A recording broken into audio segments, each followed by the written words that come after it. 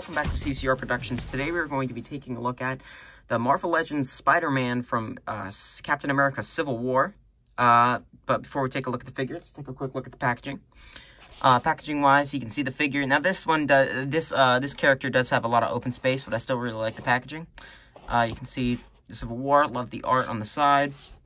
I really like how they have the movie poster. I think that's a cool touch. But yeah, let's go ahead and crack this guy open and see how cool he actually is. Here we have Spider-Man out of the package. And first impressions of this guy are mixed. I really like the look of the overall body sculpt. I think it looks good.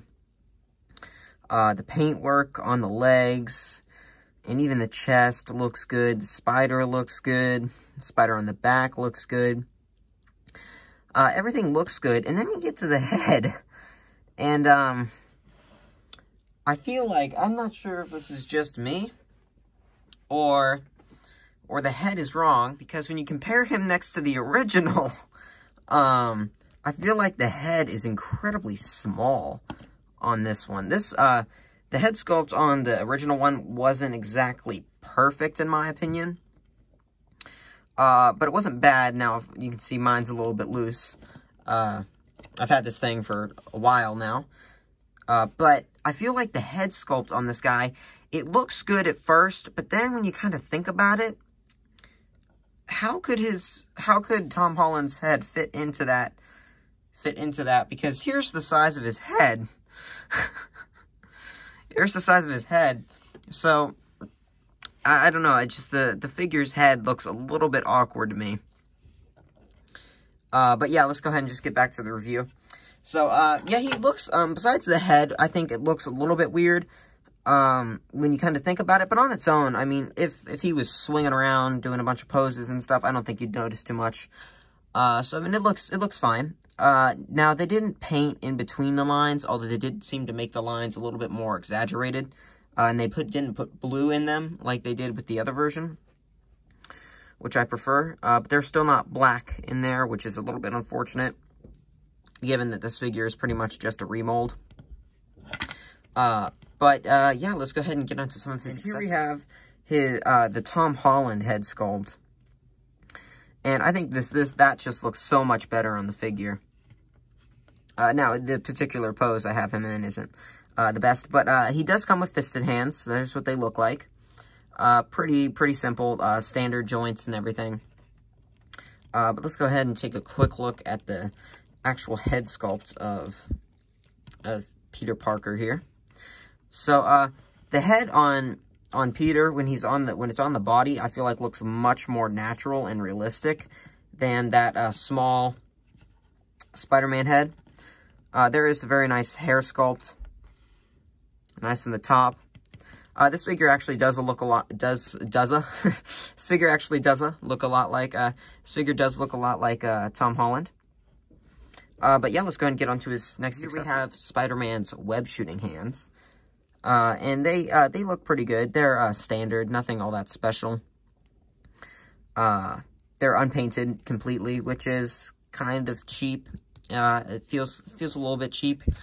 This entire figure feels a little bit like they kind of cheaped out on a couple of things, but yeah, so let's go ahead and get back to the review. All right, so here we have Spider-Man. So, articulation-wise, this guy's pretty good. He is an older figure, but he does have some of the more modern joints, such as the butterflies. But let's go ahead and do articulation. There's a hinge and then a ball joint at the head, which can get you about that far up. Pretty decent for Spider-Man, about that far down. Pretty much all you really need. No tilt, of course, because it's an older mold. Now, there are butterfly joints that can, of course, get you in or forward about that far, back about that far. And that's about where they normally sit. There is a ball hinge at the shoulder, which can get you about to, I guess you make them T-pose, about to there. There is a bicep swivel. There's a bicep swivel, and then there is of course a very nice double jointed elbow, which gets you, I think, all the articulation you really need out of the elbow. There is a hinge and swivel, of course. There's a hinge and swivel here at the wrist. And now, getting onto the body, there is a crunch joint. So you can get about that far forward, about that far back, and then of course there's a swivel at the waist. Now there is a ball joint at the hip there. It's a big ball joint, so it can get you about that far forward, about that far back, and then out is really not that great. It could have gone a little bit more, I feel like, and it would have been pretty good for a Spider-Man figure. There's of course a swivel here at the thigh, and there's also a hinge at the knee. And then there's also a hinge at the ankle, which goes down, forward, and then has a nice rocker. So, overall, with this guy, articulation-wise, I'd say he's exactly the same. They didn't add any points, from the old one. So I'd say he's pretty good articulation-wise. But before we get on to final thoughts, let's go ahead and take a quick look at some of his comparisons. We have him next to Iron Man. We have him next to Captain America. Here we have him next to War Machine. So overall, I'd say this figure scales pretty well with some of the other figures in the line. He looks nice. He's kind of small. Well, he's supposed to be small. He doesn't come with a lot of accessories, no webs, no anything else.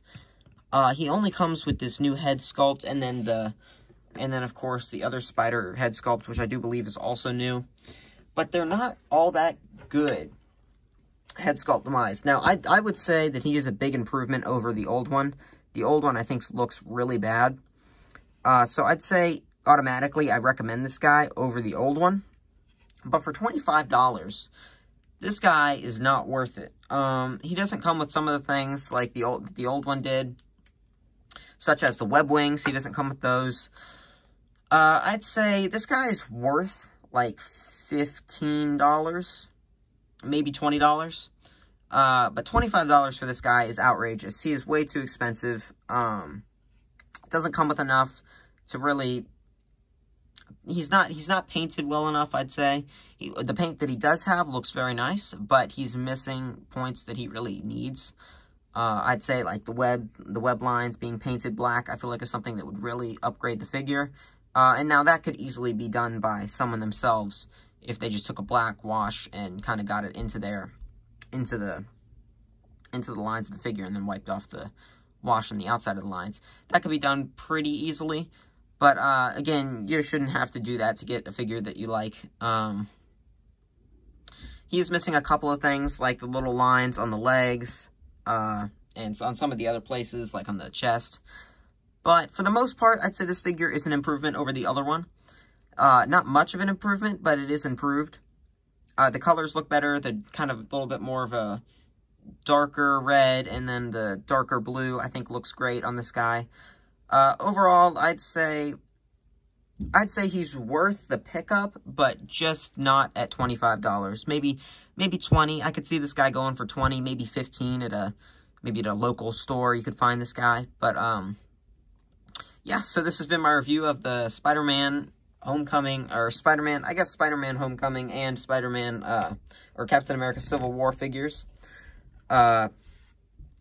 So, and you can get a nice little Civil War display with this guy as well. So, yeah, this has been my review of the Spider-Man from Spider-Man Civil War, or I guess kind of also Spider-Man Homecoming. If you enjoyed this review, please like, and if you want to see more of my content, subscribe. And as always, I will see you in the next one. Bye.